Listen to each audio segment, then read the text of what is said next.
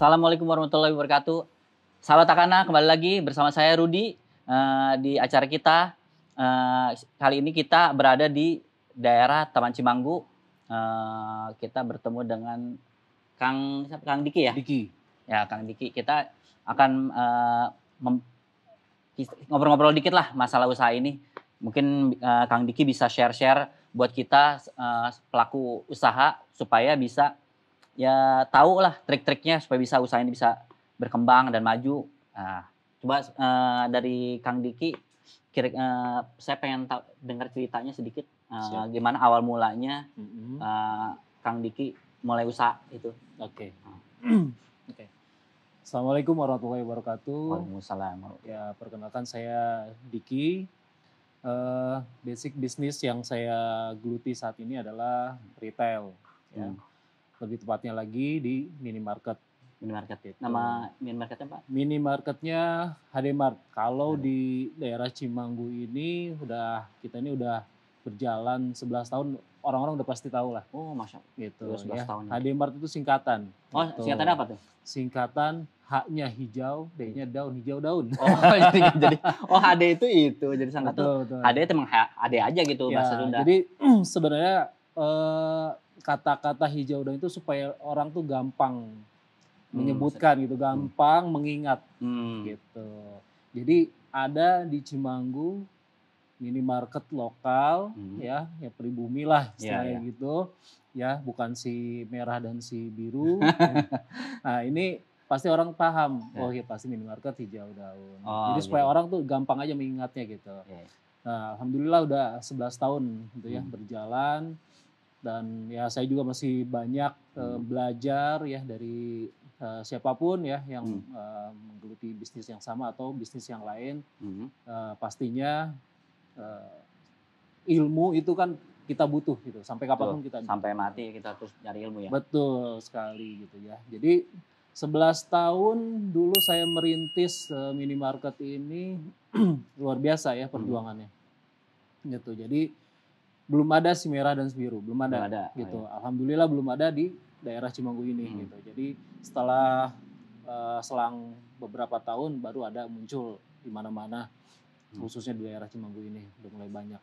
Nah, uniknya ketika saya membuka minimarket ini warga ini ketika datang itu lapangan parkir itu bukan dipenuhi dengan kendaraan. Terus gitu. Jadi apa aja?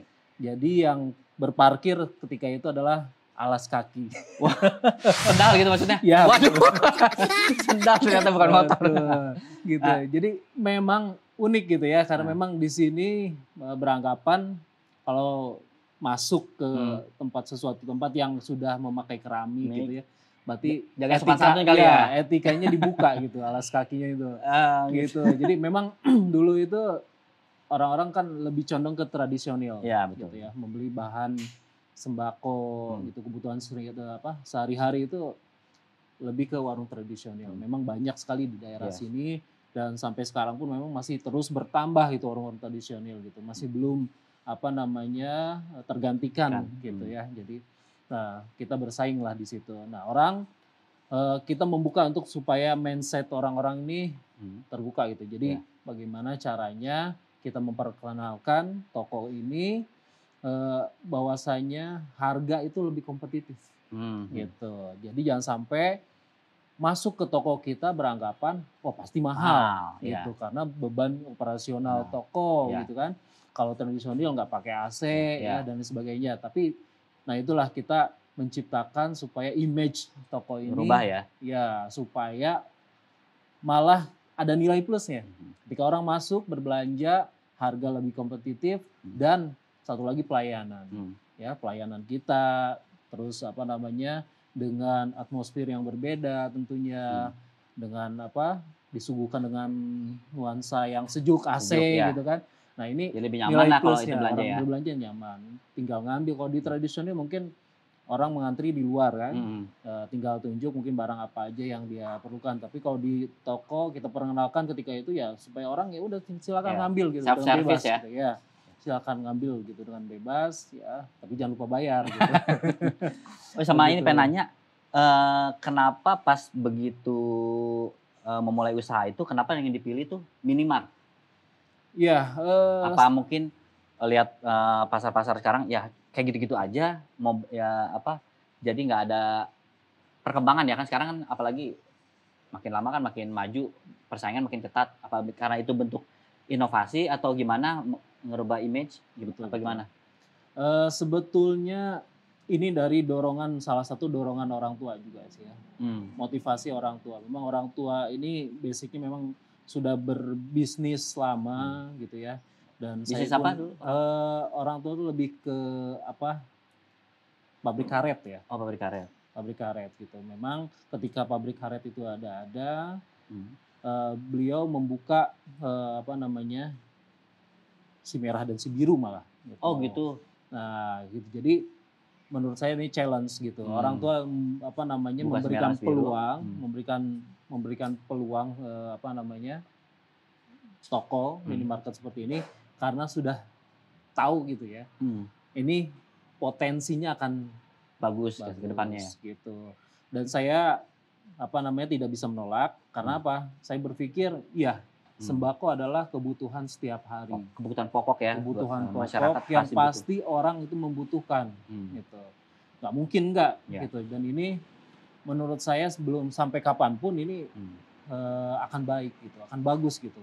Dan banyak yang sekarang ini bermunculan di mana-mana, setiap daerah gitu kan, mhm, setiap kota. mmm, Jadi lebih rapat lagi nih, iya. kita secara bersaing ini Bahkan dalam satu ketat, jalan ada gitu. beberapa si biru dan si merah tadi itu Iya, betul. ada terus ya? Ada, gitu. Dulu mungkin, radius berapa Mmm. kilometer baru ada, tapi sekarang kan sangat Oh bener-bener padat, berdekatan gitu hampir ya. di setiap itu pasti ada terus nih, Betul betul di betul, pojokan. betul. Dan, kalau boleh tahu, apa yang membedakan warung tradisional sama konsep yang sekarang ini nih, yang baru ini? Eee, Jelas ya untuk dari segi sistem Mhm, ya, kita sudah komputerisasi, kalau mmm, tradisional kan belum kan gitu. iya, Ya itu mungkin salah satunya dan itu, menjadikan toko ini memang harus lebih, kalau kita berbicara sistem gitu ya, mhm mhm, kita harus lebih mengikuti mhm, gitu, mengikuti pasar, mengikuti teknologi iya, gitu. Nah ini kan harus ada, apa namanya, update ya gitu, betul update sistem betul betul, segala macam. Dan ini memang sangat diperlukan. mmm, Dan bedanya antara tradisional mungkin ya tradisional ya begitu aja, mungkin iya, nggak akan ada kemajuan dari segi sistem gitu mhm kan, mhm, gitu. Itu aja sih mungkin ya yang bisa, membedakan secara mmm. yang, apa namanya, orang lihat Harfiah lah. lah antara, apa, ini tradisional, warung tradisional sama yang udah modern ya? Betul. Oh iya nih, menarik nih saya lihat di sini Mhm. ada bakso Malang juara nih. Nah, ini bentuk usaha Mas satu lagi nih ya, berarti ya? Betul betul betul. Nah, itu jauh ya dari retail terus ke kuliner nih. Nah, Betul. itu gimana ceritanya tuh dari sini? Iya iya iya. Sebenarnya saya ini pengennya nggak jauh-jauh dari kebutuhan ya, Mhm. ya. Oh Jadi ya, makan itu konsumsi ya, betul. Jadi di minimarket kebutuhan sehari-hari Heeh, dan ini juga sebenarnya kebutuhan juga gitu iya kan. betul, Makan, ya kita mhm. nggak jauh dari makan lah ya Iya, gitu. semua orang pasti butuh. Betul, apalagi, usaha yang baru yang saya rintis bersama kawan-kawan, Mmm, ya di sini nih usaha ini karena memang, saya sendiri belum ada apa namanya, oh belum ada pengalaman? belum ada pengalaman dalam bidang kuliner. Mhm, Nah, tentunya saya punya apa namanya, niatan untuk bisa bekerja sama, mmm, bersinergi dengan kawan-kawan. mmm. Kita di sini membangun usaha ini ada 4 orang, Oh ada 4 orang, termasuk oke. saya gitu. Ini udah berapa lama ini? Ini baru, Oh baru berapa baru lama? banget ya, kalau sekarang ini udah menginjak bulan ketiga ya. Oh bulan ketiga. Gitu. Jadi, apalagi yang kita pilih ini konsepnya adalah konsep bakso. Mmm, Orang udah tahu lah, bakso bakso tuh nggak mungkin nggak ada yang tahu gitu orang ya. Indonesia rata-rata nggak hampir hampir bisa dibilang 80% suka bakso ya? Betul, ini adalah makanan sejuta umat Umat, nah, gitu ya dan long lasting lah ya, gitu. Jadi, insya Allah dengan produk, bakso ini ya kita optimis lah gitu ya, mmm, optimis, akan bisa memberikan, suguhan gitu ya mmm, kepada pecinta kuliner. mmm, Dan ini kita juga beda dengan bakso Malang lainnya tentunya gitu. Jadi bakso Malang rata-rata ya orang mengenal bakso Malang itu paling dengan pangsitnya. Nah, kita ini disuguhkan dengan yang beda, ada bakso gorengnya gitu kelebihannya, ada iganya. Nah, ini kan udah beda Beda nih lagi, gitu ya. ya. Ada penambahan varian menu ya. Betul, dan ini makanya kita bisa menamakan juara karena memang insya Allah rasanya juara. Mudah-mudahan insya Allah. Enak nih, harus coba ya. Di bakso Malang juara di mana alamatnya ini? Di Cimanggu, dekat Warung Legok tentunya ya, apa namanya, bagi orang yang sudah tahu daerah Cimanggu. Harus nyoba. Nah, ini. Harus coba. Nanti berarti kita juga harus nyoba nih. Betul, siap. Oh iya nih, saya pengen nanya nih, kalau di bakso Malang juara ini, menu andalannya tuh apa ya? Oke, sebenarnya yang sudah ada di menu ini juara semua. Oh juara semua? Juara oh iya, semua. namanya juga bakso juara. Betul, Ya. gitu. Tapi ya, baik lagi, kita memang untuk meng-highlight produk ya, gitu ya. Tentunya pasti ada suatu yang yang difavoritkan, gitu. Ya tentunya ini adalah bakso Malangnya, gitu ya. Bakso Malangnya karena memang lain dengan yang lain, gitu ya. Pastinya juara di bakso Malang juara, gitu. Dan di sini memang variannya banyak ya. Ada untuk menu yang utama itu ada yang tambahnya ada dimsum, ada somai, batagor, dan ini benar-benar bahan bakunya terjamin. Gitu ya. Jamin tuh, Ya, berarti harus ke sini loh. Betul. Siomainya sendiri benar-benar dari 100% ikan tenggiri. Wih, gitu. ikan tenggiri ya. lagi. Jadi ya untuk dari harga-harganya pun ya ini masih tergolong ekonomis ya. Ini termasuk maksudnya ekonomis kok.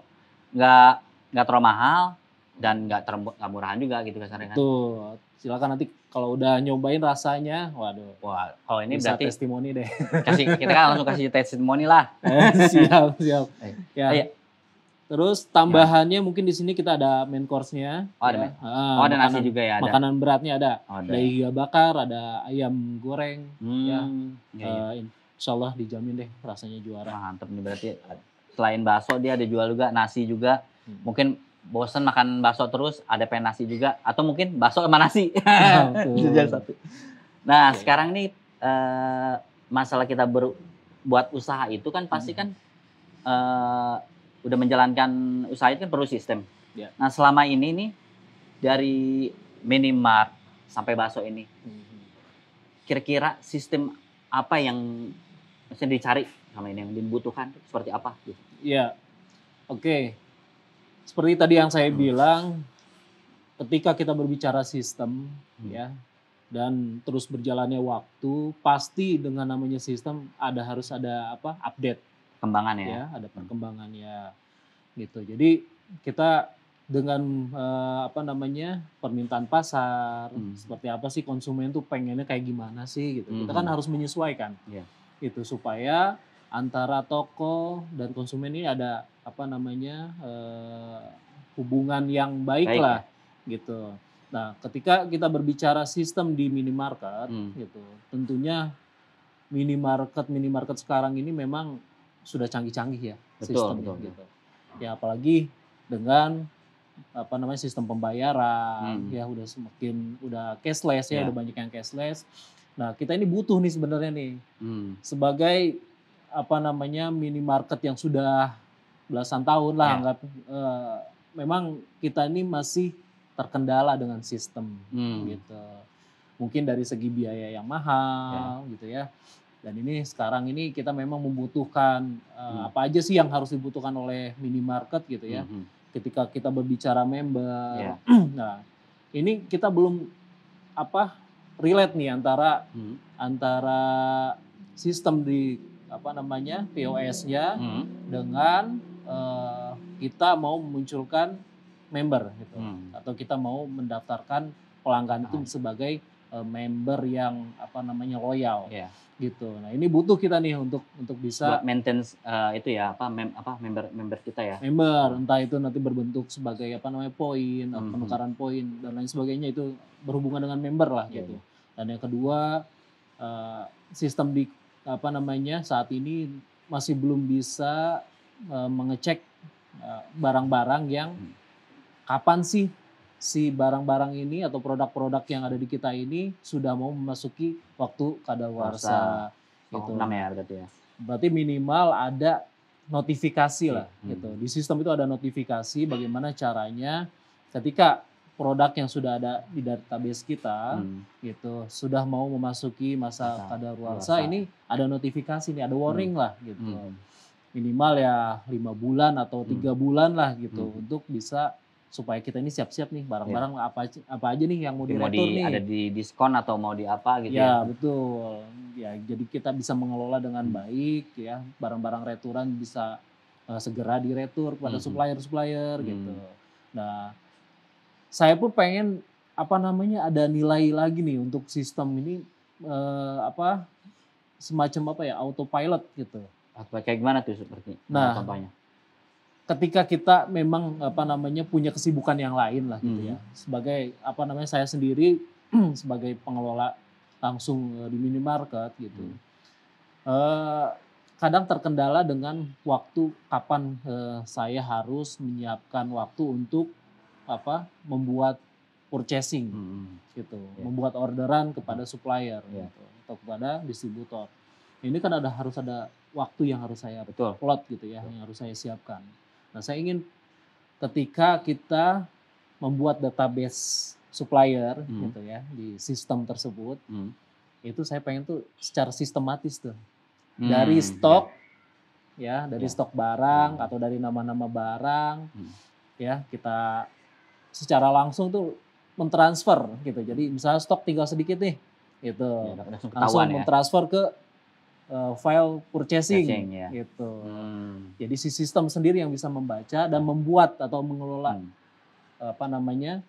tanpa harus ada pendataan ulang lagi ya. Gitu. Tanpa harus pendataan ulang lagi ngecek-cek lagi gitu. Jadi kita udah langsung by sistem aja udah ya. Sistem aja. Jadi tinggal ketika ada sales ke sini gitu ke minimarket untuk mengambil orderan tuh udah siap nih kita nih. Ya, reportnya udah ada kapanpun ya. Gitu, betul. Jadi ini nih yang harus diorder, ini tinggal ya. Jadi saya nggak usah secara manual mencari lagi, data satu persatu untuk bikin PO gitu.